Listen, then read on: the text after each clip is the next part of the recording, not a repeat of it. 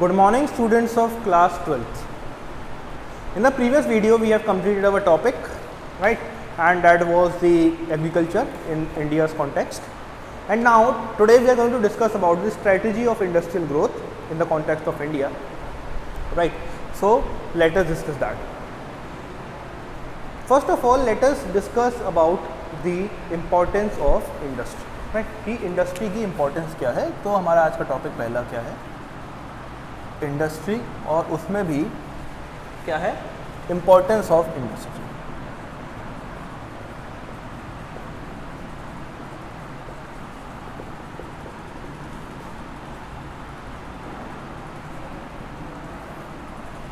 So let us discuss about the importance of industry की industry की importance क्या है. तो सबसे पहली बात, industry is the epicentre for economic growth. Basically हमारी जो इंडस्ट्री होती है that will be the main epicentre, the main point around which the whole economy will be revolving, right.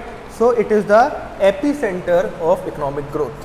पहला पॉइंट तो हमारा यही हो गया that industry is the epicentre of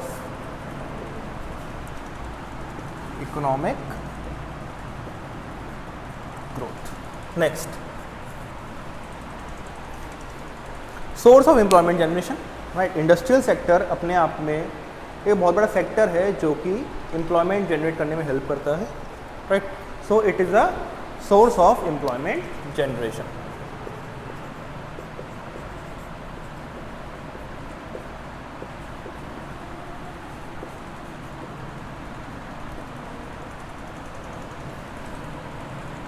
ठीक है, कि अगर हमको एम्प्लॉयमेंट जनरेट करनी है तो हमारा इंडस्ट्रियल सेक्टर बहुत ज़्यादा काम में आएगा, because industrial sector is the sector in which there is a large scope of employment, right. हमारा जो सर्विस सेक्टर है उसमें एम्प्लॉयमेंट इतना ज़्यादा नहीं होता क्योंकि ज़्यादातर वर्क जो है सर्विस प्रोवाइड करने का कम एम्प्लॉयमेंट में ही हो पाता है. बट इंडस्ट्री के लिए जब मैन्युफैक्चरिंग करते हैं तो मैन्युफैक्चरिंग के लिए आपको ज़्यादा लोग चाहिए होते हैं, ज़्यादा एम्प्लॉयमेंट जनरेट कर सकते हैं आप through the industry. And in the agriculture sector, agriculture sector में क्या होता है, एग्रीकल्चर सेक्टर में जो है वैसे ही हमारा एम्प्लॉयमेंट बहुत ज़्यादा है और वहाँ पर तो इवन डिस्गाइज अनएम्प्लॉयमेंट भी होता है. मीन्स जितने लोग चाहिए नहीं उससे ज़्यादा हम एम्प्लॉय कर लेते हैं और पर्टिकुलरली पर्सन जो है इन्वॉल्व होने के बाद भी कुछ अपना एडिशनल आउटपुट नहीं दे पाता है प्रोडक्शन के अंदर. सो हमारा सोर्स ऑफ एम्प्लॉयमेंट जनरेशन सबसे अच्छा क्या है, इंडस्ट्री है. Next is source of mechanized means of farming. It is also a source of mechanized means of farming. Mechanized means of farming हमने पिछले टॉपिक में पढ़ा था और उसके अंदर हमने ये पढ़ा था कि the using of modern inputs like tractors, harvesters, tube wells and other mechanized means, other machinery for the process of agriculture, that is mechanized means of farming. अगर इंडस्ट्री ही नहीं होगी so we won't be able to get that tractor, harvester combined, right. So the source of mechanized means of farming is our industry. Industry बहुत ज़्यादा important है, right. Industry होगी तो हमारे पास मैकेनाइज्ड मीन्स ऑफ फार्मिंग होगी, industry नहीं होगी तो हमारे पास source of mechanised means of farming नहीं होगी. Next is imparts dynamism in the growth process. कि हमारा जो growth process है, right, कि हमको grow करना है as an economy, that we want to increase our GDP and other things, right. So if we want to do that, we need to have a good industry so that our growth process can be dynamic. In different sectors we can grow, right. Earlier India was growing only in the sector of textile before in the British rule, right. And before, after some years of the British rule, we were growing in the textile sector only, right. That the clothes were manufactured, where the cotton was grown in the area of Gujarat and Maharashtra, and there were textile industries there and they used to manufacture the cloth, right, from those cotton that was grown. and they were used to be exported out of India, and till that only we were growing in the industry point of view. But later on, many other industries were also established, whether it was the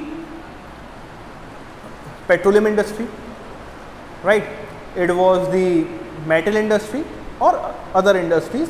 So the dynamism, the diversification of the growth process was possible only because of industry, right.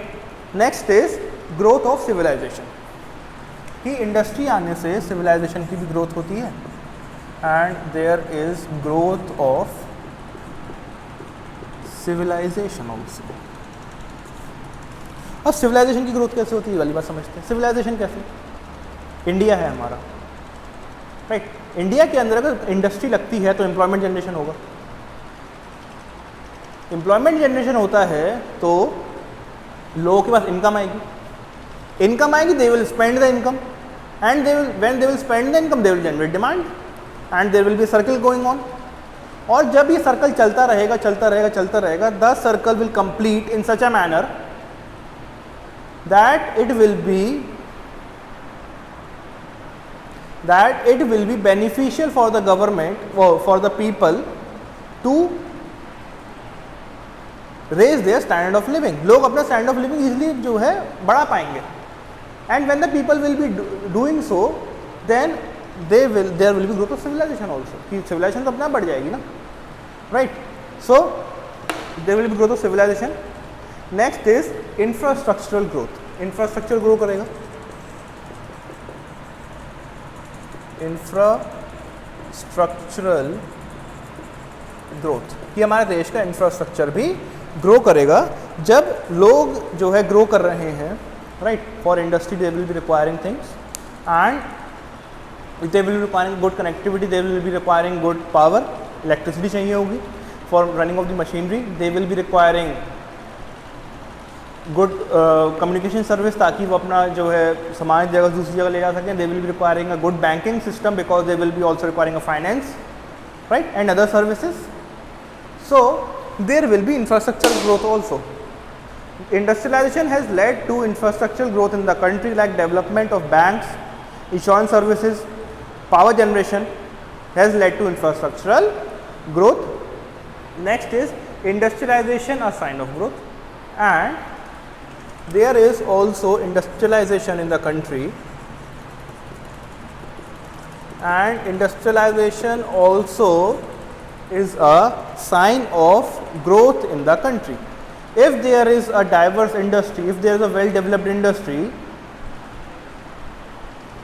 then there will be industrialization, right. Industrialization will be there, then also it can be, then only it can be said a well diverse or a well growing industry, right. So process of growth is very closely related to the industry, and many a times industry is seen as a sign of growth, right. So this was the importance of the industry sector. Now let us first of all understand some different concepts, and later on then we will come again to the concept, right. See, देखिए बच्चों, किसी भी economy के अंदर दो तरीके की economy होती है बेसिकली. हमारी एक ऐसी इकोनॉमी हो सकती है जिसके अंदर गवर्नमेंट सेक्टर ज़्यादा काम करती है as compare to private sector, और एक ऐसी इकोनॉमी हो सकती है जिसके अंदर प्राइवेट सेक्टर ज़्यादा काम करती है as compare to government sector. And on that basis only we have got the models of a socialist economy and a capitalist economy, right. क्योंकि प्रैक्टिकली सिर्फ और सिर्फ एक मिक्स्ड इकोनॉमी ही एग्जिस्ट कर सकती है. तो मिक्स्ड इकोनॉमी के दो पार्ट हो गए. एक ऐसी इकोनॉमी जिसके अंदर गवर्नमेंट का ज़्यादा रोल है, जिसके अंदर गवर्नमेंट का ज़्यादा रोल है, उसको मैंने कह दिया सोशलिस्ट, और जिसके अंदर प्राइवेट सेक्टर का ज़्यादा रोल है उसको मैंने क्या कह दिया, कैपिटलिस्ट. नाउ जो सोशलिस्ट इकोनॉमी है, सोशलिस्ट इकोनॉमी के अंदर मैंने क्या कहा, गवर्नमेंट का ज़्यादा रोल होता है, और एक कैपिटलिस्ट इकोनॉमी के अंदर क्या होता है कि गवर्नमेंट से ज़्यादा रोल एक प्राइवेट सेक्टर का होता है, राइट. सो सोशलिस्ट इकोनॉमी की जब बात करते हैं, मैंने क्या कहा कि गवर्नमेंट का ज़्यादा रोल होता है. तो जो इंडिया है, इंडिया की इकोनॉमिक जर्नी ऐसी ही रही है. From 1950 to 1991 we were seen as a socialist economy, क्योंकि हमारे ज़्यादातर काम कौन करता था, पब्लिक सेक्टर करता था, सबका सब काम पब्लिक सेक्टर के ही हाथ में था. And after 1951, sorry 1991, after 1991 till now, till 2018 वो 2021 and for the coming years, जितना अभी तक फोर्सिंग करा जा रहा है, तब तक हमारी इकोनॉमी क्या रहेगी, कैपिटलिस्ट इकोनॉमी रहेगी, एक ऐसी इकोनॉमी जिसके अंदर प्राइवेट सेक्टर ज़्यादा काम करता है. Right. So in this chapter we are going to discuss about the time period till 1991. हम 1991 से पहले की बात करेंगे, 1991 के बाद की बात नहीं करेंगे. We will discuss about the economical situation after 1991 in the chapter number 6th or 7th.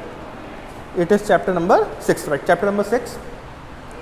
And after that we will be moving forward, right?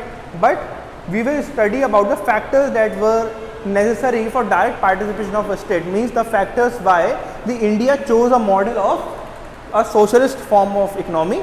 Okay, so we will meet in the next video with the topic that why India chose a capitalist form of economy, socialist form of economy before 1991, right, from 1950 to 1991. Okay, so I hope students the topic is clear to you.